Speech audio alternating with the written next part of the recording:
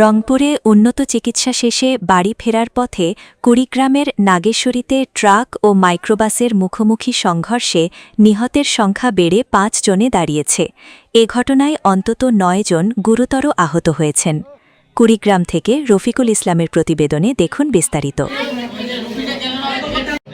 মঙ্গলবার রাত 11:30টার দিকে নাগেশ্বরী পৌরসভার বাঁশেরতল এলাকায় এ দুর্ঘটনা ঘটে।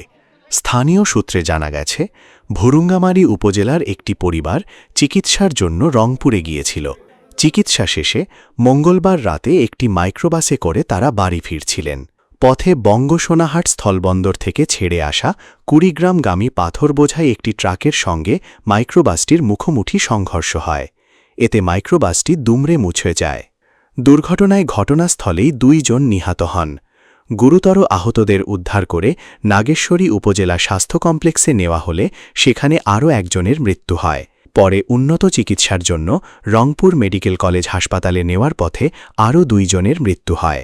নিহতরা হলেন ভুরুঙ্গামারী উপজেলার শিলখুড়ি ইউনিয়নের উত্তর তিলাই গ্রামের আসাদমোড় এলাকার শামীম হোসেন, তার মেয়ে ছাদিয়া, একই পরিবারের বাবু মিয়ার স্ত্রী তামান্না, জাহিদুল ইসলামের ছেলে নূর নবী এবং সাইফুর রহমানের ছেলে লিমন। নিহত লিমন মাইক্রোবাসটির চালক ছিলেন বলে জানা গেছে। আহতদের মধ্যে কয়েকজনের অবস্থা আশঙ্কাজনক। তাদের কুড়িগ্রাম ও রংপুর মেডিকেল কলেজ হাসপাতালে চিকিৎসা দেওয়া হচ্ছে। বুধবার সকালে নিহতদের মরদেহ গ্রামে পৌঁছালে স্বজনদের আহাজারিতে এলাকায় শোকের ছায়া নেমে আসে। একই পরিবারের একাধিক সদস্যের মৃত্যুতে পরিবারগুলোতে নেমে এসেছে গভীর শোক।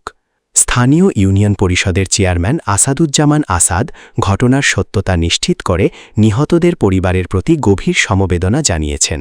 ভুরুঙ্গামারী থানার ভারপ্রাপ্ত কর্মকর্তা ওসি আজিমউদ্দিন জানান, দুর্ঘটনাটি নাগেশ্বরী থানার আওতাধীন এলাকায় ঘটেছে।